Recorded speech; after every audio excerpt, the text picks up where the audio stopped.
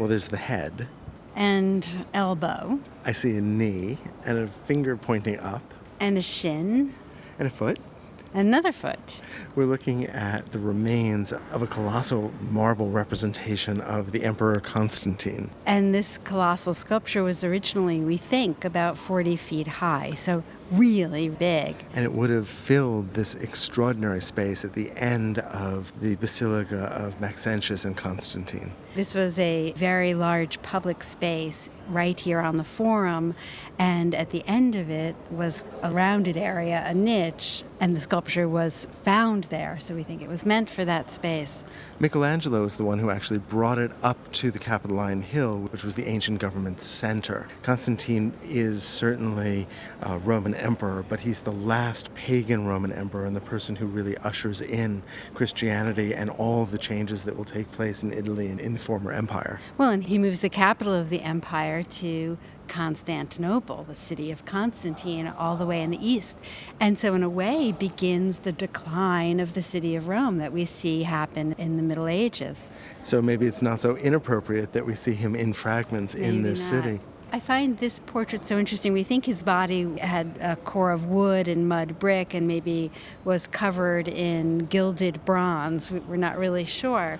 But I find him so different looking than other images of emperors. Well, this is a really interesting stylistic moment. When we think about ancient Greece and ancient Rome, I think most people just think of the high classical moment and all of its naturalism. But we're talking about a long period of time in the classical era, and styles change there also. If you think about the history of Roman emperors and their images, you often see a combination of realism and idealism, so that the citizens of the Roman Empire could identify that particular emperor. So we know what Hadrian looked like, or Trajan looked like, or Vespasian looked like. Right, there has to be enough specificity so you can say, that's my emperor. Exactly, but at the same time they were idealized to greater or lesser extents, and thereby recalled ancient Greek sculpture, and by idealizing them they were made to seem divine or godlike. But here, Constantine doesn't look like either of those traditions to me. Well, this was a moment of real transition. It's not the issue between a kind of really high-pitched naturalism that can actually capture the characteristics of an individual's face and a kind of idealism. This is actually a kind of abstraction of the human body.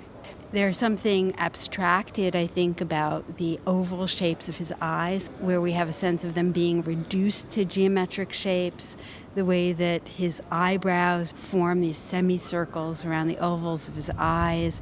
There's something that looks geometric about not only his face, but his hair. And maybe this is a sign of moving toward that symbolic way of representing that we see with the beginnings of Christianity. I think it's impossible to untangle it from the rise of Christianity because of our subsequent knowledge of what will happen. And I think we perhaps don't know enough about the subtle shifts in Roman style.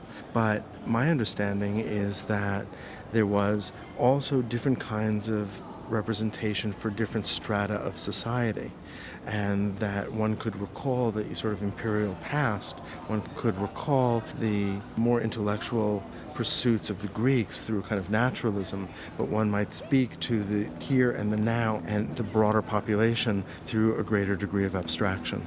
Through figures that look to us as disproportionate, maybe stocky, and stiff in their movements without the lovely contrapposto that we see in ancient Greek and Roman art.